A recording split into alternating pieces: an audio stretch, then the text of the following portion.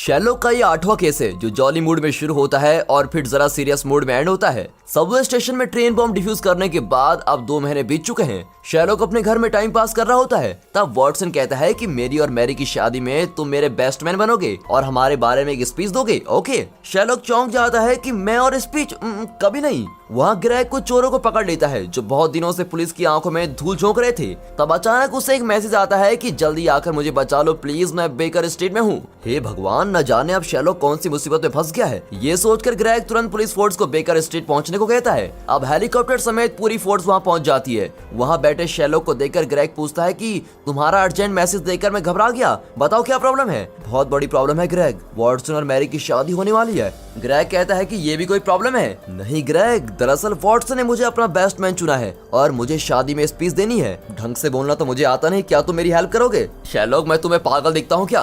तुम्हारा urgent message देखकर मैं हेलीकॉप्टर वगैरह लेकर अपनी पूरी फोर्स को यहाँ लेकर आया हूँ और तुम्हारी ये प्रॉब्लम है। अब उन चोरों को कौन पकड़ेगा? तुम। डिपार्टमेंट में मेरी नाक कटेगी वो अलग। फिर मैरी और वॉटसन की शादी का दिन आता है और सब सेलिब्रेशन के मूड में होते हैं। अंदर एक फोटोग्राफर हर तरफ कैमरा घुमा घुमा कर क्लिक कर रहा होता है। इस शादी में जेम्स भी आया होता है जो कि मिलिट्री में वॉटसन का कमांडर हुआ करता था। जेम्स को देखते ही वॉटसन स्टिफ होकर उसे सैल्यूट करता है। तब शेरलॉक मैरी से पूछता है कि इस कमांडर जेम्स के बारे में वॉटसन ने मुझे कभी बताया नहीं। मैरी कहती है लेकिन मुझे बहुत कुछ पता है शेरलॉक। वॉटसन जेम्स की बड़ी इज्जत करता है, लेकिन शेरलॉक न जाने कुछ देर से मुझे चक्कर क्यों आ रहे हैं। अब ये कहकर वो थोड़ा वाइन पीती है, लेकिन वाइन इसको बहुत कड़वी लगती है। फिर शादी हो जाती है और अब बेस्ट मैन की स्पीच का वक्त आता है। अब शेरलॉक बोलना शुरू करता है, लेडीज एंड जेंटलमैन, स्पीच शुरू होने से पहले मैं कुछ टेलीग्राम्स पढ़ना चाहता हूँ जो उनकी शादी के लिए भेजे गए हैं। सारे टेलीग्राम्स पढ़ने के बाद अब स्पीच देने की बारी आती है। स्पीच का नाम सुनते ही शेरलॉक बड़ा ही नर्वस हो जाता है और हकलाने लगता है। वो लेडीज एंड जेंटलमैन लेडीज, बात यह है कि मैं दुआ करता हूँ कि वॉटसन और मैरी खूनी और चाकू की तरह हमेशा घुल मिल कर रहें। जैसे एक लाश मुर्दा घर में सुरक्षित रहती है, वैसे ही तुम दोनों अपने नए घर में सुरक्षित और खुश रहो। मैं भगवान से प्रार्थना करूंगा कि तुम दोनों की जिंदगी खून की तरह हमेशा बहती रहे। शादी की स्पीच अब हॉरर मूवी बन चुकी है और शेरलॉक की ऐसी स्पीच को सुनकर लोगों को खून की बू आने लगती है। लेकिन बेचारे शेरलॉक का कोई दोष नहीं है। आए दिन क्रिमिनल केसेस सॉल्व करने के बाद उसके दिमाग में खून, कातिल, मुर्दा घर, इसके अलावा कुछ नहीं आ रहा था। नॉर्मली बोलना तो वो जैसे भूल ही गया था, पर लोगों के मुंह पर 12 बजते देखकर शेरलॉक जरा अपनी बोलती बंद करता है और बड़ी मेहनत से नॉर्मली बोलने लगता है। दोस्तों, मेरे बारे में तो आप जानते ही हैं, मैं एक साइकोपैथ हूँ और मेरी स्पीच आपको जरा अजीब लग रही होगी, लेकिन मैं क्या करूँ, मुझे ऐसा ही बोलना आता है। क्राइम और केसेस के बारे में मैं स्पीच दे सकता हूँ। इस तरह शादी में स्पीच देना मेरे लिए नई बात है, इसलिए मैं थोड़ा डगमगा रहा हूँ। वॉटसन एक दिन मेरे पास आया और मुझे अपना बेस्ट मैन कहकर चला गया और कोई होता तो मैं ना कर देता, लेकिन मेरे दोस्त वॉटसन की बात मैं कैसे टाल सकता था।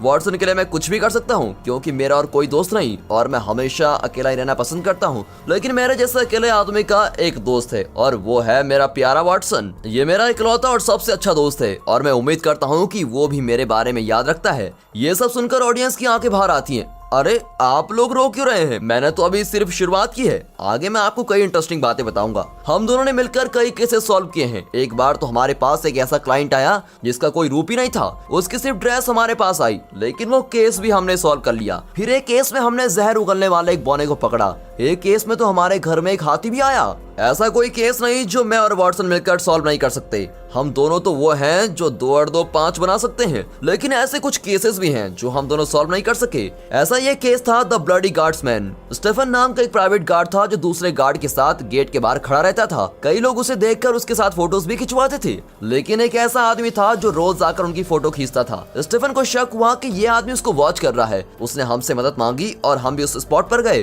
पर स्टेफन उस वक्त इंडोर ड्यूटी पर था। सिक्योरिटी ने हमें अंदर अलाउ नहीं किया। स्टेफन ड्यूटी के बाद बाहर आ गया। तब तुम लोग उससे मिल लेना। सिक्योरिटी के बाद मुझे नहीं जस्ती क्योंकि स्टेफन की ड्यूटी खत्म होने में 1 घंटा बचा था। फिर मैं एक गार्ड की बड़ी टोपी पहनकर दूसरे गार्ड के साथ अंदर चला गया। तब वॉटसन ने वहाँ के जनरल को बताया कि आपके एक गार्ड स्टेफन को लगता है कि उसको कोई वॉच कर रहा है। उसने हमसे मदद मांगी और इसीलिए हम यहाँ पर आए हैं। दूसरी ओर स्टीफन अपनी यूनिफॉर्म उतार कर नहाने जा रहा था, लेकिन उसी जगह पर उसका बहुत खून बहा और वो लगभग मर गया। वॉटसन ने वहां जाकर देखा कि स्टेफन की पीठ पर एक घाव था जिससे बहुत खून बह रहा था, लेकिन चेक करने पर पता चला कि स्टेफन मरा नहीं। अब सवाल ये था कि स्टेफन को इस तरह किसने अटैक किया। उस बंद जगह में अंदर आने का तो किसी का चांस ही नहीं था। मुझे भी उस केस का कोई क्लू नहीं मिला और आज तक उस केस को हम दोनों सॉल्व नहीं कर पाए। दूसरा केस है द मेफ्लाई मैन, जो हाल ही में हुआ है। ये केस तब हुआ जब वॉटसन की शादी का इन्विटेशन लोगों के घर बढ़ चुका था। एक एक्सपेरिमेंट के लिए मैं यहाँ के सारे बार्स में गया था और थोड़ा थोड़ा बियर टेस्ट करने लगा था। न जाने वॉटसन को क्या बदमाशी सूझी, उसने हमारी ड्रिंक में कई और ड्रिंक्स मिला दिए और हम दोनों को बहुत ही नशा होने लगा। नशे में धुत हम दोनों घर लौटे तो एक औरत अपना केस लेकर आई थी। जैसा कि आप जानते हैं मैं बहुत ही रहमदिल हूँ और जो भी मेरे पास अपना केस लेकर आता है मैं उन्हें कभी ना नहीं कहता।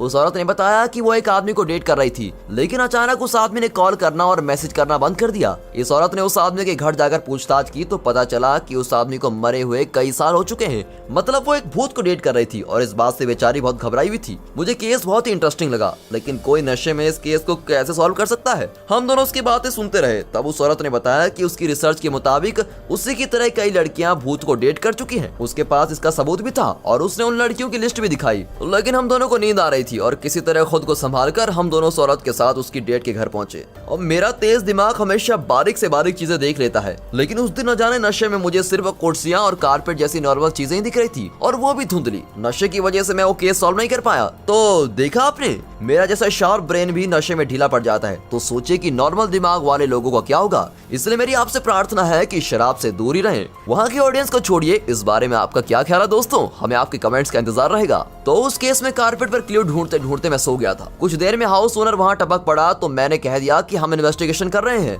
लेकिन वो पुलिस को बुलाने लगा और उस औरत ने हाउस ओनर से हम दोनों का इंटरव्यू करवाते हुए कहा कि आप इन दोनों को नहीं जानते, यह है शेरलॉक द ग्रेट डिटेक्टिव और ये है उनका पीए जॉन हमिश वॉटसन। उस इंट्रो से बड़ा इंट्रो तो मैंने दिया, उस कारपेट पर उल्टी करके।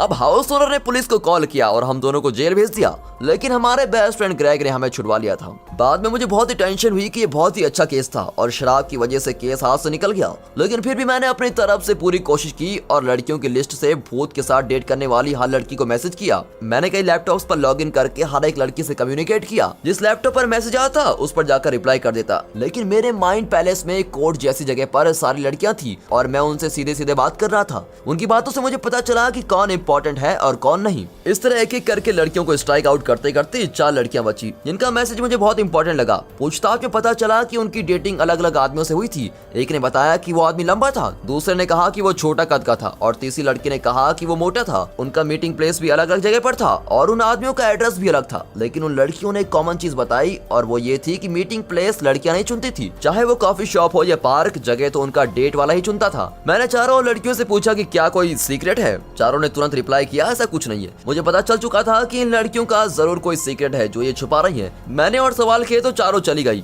मैंने रियलाइज किया कि एक ही आदमी है जो इन चारों लड़कियों के साथ अलग अलग भेष में डेटिंग कर रहा था। मरे हुए लोगों का एड्रेस देखकर वो कई लड़कियों को धोखा दे रहा था। उसने एकदम पक्का प्लान बनाया था, अगर वो बीच में गायब भी हो जाता है तो लड़कियां उसके दिए हुए एड्रेस पर पूछताछ करती हैं, तो ये पता चलता है कि उनका डेट तो कई साल पहले मर चुका है। अब इस वजह से ये लड़कियां सोच रही हैं कि उनकी डेटिंग एक भूत से हुई है। इस तरह वे पुलिस में भी कंप्लेंट नहीं कर सकती थी और यही मेरी थ्योरी है। लेकिन वो आदमी है कौन? उस आदमी का पता मैं आज तक नहीं लगा सका। इन दोनों केसेस को आज तक मैं सॉल्व नहीं कर पाया। मेरा काम तो सिर्फ क्लू ढूंढना है और केसेस को सॉल्व करना है। लेकिन वॉटसन मेरे साथ रहकर कई लोगों को बचा चुका है। कई बार तो उसने मेरी भी जान बचाई और ऐसे अच्छे इंसान को मेरे जैसी अच्छी लड़की ही मिलनी चाहिए और मेरी यही दुआ है कि ये दोनों हमेशा खुश रहें। अब शेरलॉक की बातें सुनकर ठोको यार कहकर सारे लोग तालियां बजाने लगते हैं। फोटोग्राफर उसकी फोटो क्लिक करता है और शेरलॉक पोज करने लगता है। तब उसे एक बात याद आती है, द मेफ्लाई मैन केस में भूत से डेटिंग करने वाली उस औरत ने हाउस ओनर से शेरलॉक और वॉटसन का इंटरव्यू करते वक्त बताया था कि ये शेरलॉक का पीए है और इसका नाम जॉन हैमिश वॉटसन है।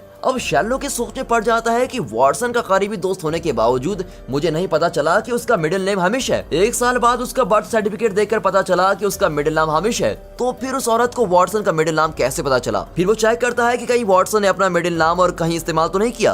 तब वो देखता है कि वेडिंग इनविटेशन में वॉटसन ने अपना पूरा नाम जॉन हमिश वॉटसन प्रिंट करवाया होता है। मतलब उस औरत ने वॉटसन का वेडिंग इनविटेशन देखा था। अब अचानक शेरलॉक को कुछ सूझता है और वो अनाउंस करता है कि गाइस एक मिनट, अभी मुझे पता चला है कि मेफ्लाई मैन यही हमारे साथ है। वो भूत जो मरकर भी कई लड़कियों को डेट कर चुका है, लेकिन आज वो डेटिंग करने नहीं किसी का खून करने आया है। चारों ओर नजरें घुमाकर शेरलॉक की नजर वॉटसन के एक्स कमांडर जेम्स पर रुकती है, लेकिन वो सबके सामने बताने के बजाय एक कार्ड में लिखता है कि मे फ्लाई मैन का टारगेट तुम हो, और उस कार्ड को जेम्स तक पहुंचाकर उसे अलर्ट करता है। फिर शेरलॉक ग्रेग को मैसेज करता है कि इस जगह को सील कर दो, कोई यहाँ से बाहर न जाने पाए। ग्रेग अपनी फोर्स का इस्तेमाल करता है। इन्फॉर्मेशन मिलते ही जेम्स अपने कमरे में चला जाता है। अब शेरलॉक उसे फॉलो करना चाहता है, लेकिन अचानक जाने से लोगों को शक होगा, इसलिए वो अपनी ग्लास ऊंची करके कहता है दूल्हा और दुल्हन की खुशी के लिए चीयर्स। अब सब लोग ग्लास ऊपर उठाने लगते हैं। तब वो वॉटसन से कहता है कि तुम्हारे कमांडर जेम्स को कोई जल्दी खत्म करने वाला है और मैं जेम्स के पीछे जा रहा हूँ, तुम भी जल्दी आ जाओ। वॉटसन मैरी से कहता है कि तुम यहीं रुको, मैं शेरलॉक के साथ जा रहा हूँ, लेकिन मैरी भी उसके पीछे आ जाती है।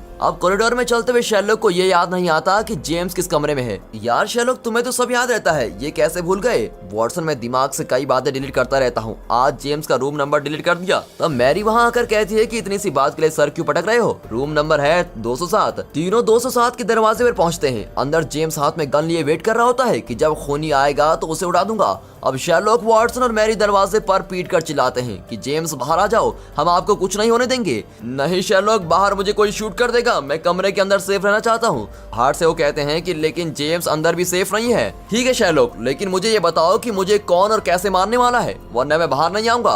जेम्स की जिद को देखकर शेरलॉक सोच में पड़ जाता है और तब जाकर उसे उन दोनों अनसॉल्व केस का सॉल्यूशन नजर आता है। दरअसल द ब्लडी गार्ड्समैन नाम के केस में स्टीफन नाम के गार्ड को किसी ने बुरी तरह से अटैक किया और वो मरते मरते बच गया। इन दोनों में ये कॉमन बात है कि इस कमांडर जेम्स की ही तरह उस दिन स्टीफन ने अपना यूनिफॉर्म पहन रखा था और यूनिफॉर्म में बेल्ट्स बहुत ही टाइट पहने जाते हैं। उन टाइट बेल्ट्स में अगर कोई चाकू घुसाकर उनके शरीर को चीर दे तो उस वक्त उन्हें दर्द नहीं होगा और ना ही कुछ फील होगा, लेकिन बेल्ट निकालने पर बहुत खून बहने से इंसान मर जाता है। ये सारी डिटेल्स बताकर शेरलॉक कहता है कि कमांडर, आपके शरीर में ऑलरेडी चाकू घुस चुका है, अब बेल्ट खोलने से आपकी मौत हो जाएगी, इसलिए कहता हूँ आप प्लीज जल्दी बाहर आ जाइए। तब जाकर कमांडर बाहर आता है और उसे हॉस्पिटल लेके जाते हैं, जहाँ पूरी प्रोटेक्शन के साथ उसकी बेल्ट निकाली जाती है। जैसा भी हो, जेम्स की जान तो बच गई, लेकिन वो खूनी कौन है? शेरलॉक को यकीन होता है कि वो इस मैरिज फंक्शन में आया था। फोटोग्राफर से कैमरा लेकर वे फोटोज चेक करते हैं, लेकिन शक करने जैसा उन फोटोज में कुछ नजर नहीं आता भी कैसे अगर खुद फोटोग्राफर ही खूनी हो तो? शेरलॉक की ये थ्योरी सुनकर सभी चौंक जाते हैं। दरअसल फोटोग्राफर जिसका नाम मे फ्लाई है, उसका भाई आर्मी में था।